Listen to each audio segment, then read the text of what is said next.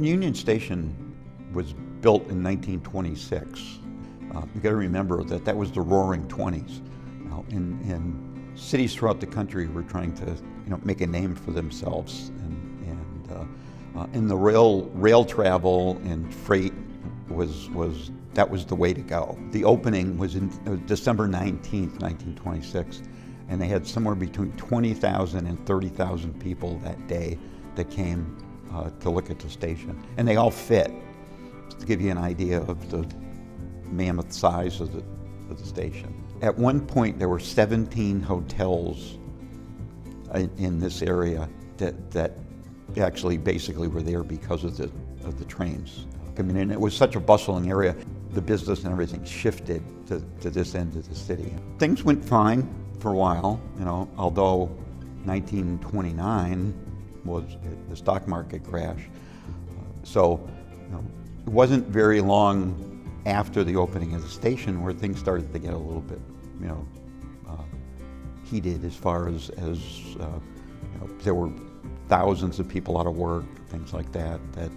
But still, rail was still the main transportation. There was a point where it started to go downhill, and partly was the Depression, but the biggest thing was, as after World War II, when people started to buy cars and live outside the city center, and then the real death knell to train traffic was the interstate highways that Eisenhower come in with. 50% of the train traffic in 1 year disappeared when they opened the turnpike. There were less and less trains that came here. The station was no longer, it was too big, and it had fallen into disrepair. So they basically closed it down in the early 1970s. Union Station today, it's kind of a miracle. This station that was, about an inch away from being demolished, but there was one person who didn't want that to happen, and that was Congressman Neal, who back in 1977, when he kicked off his first bid for political office, he actually kicked it off here in Union Station, which was falling down at the time.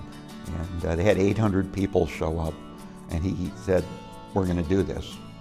Now, it took 39 years to do it, but he never wavered.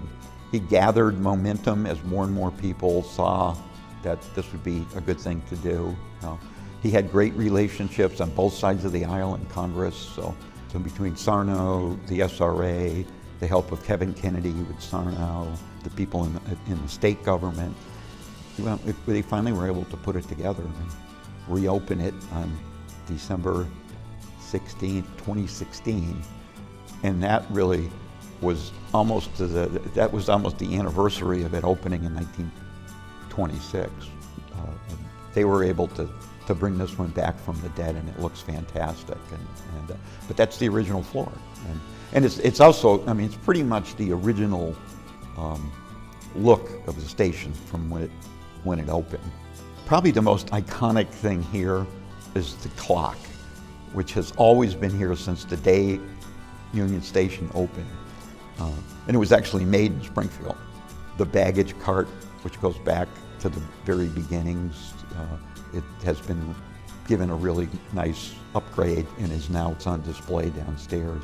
So we've been able to kind of let people know that this is really, really historic, and at the same time, they've got the absolute latest in intermodal transportation here. So it's a real win-win. The name of the book that we wrote is Saving Union Station, and I think that's it in a nutshell. And it's kind of a good blueprint as to what you can do with a historic building to make it conform to what you need today in a building, but at the same time, keep its culture and its history. And I think it's got a great future, and there'll be more people coming in here, more businesses, and it'll be once again, back to being one of the hubs of the city.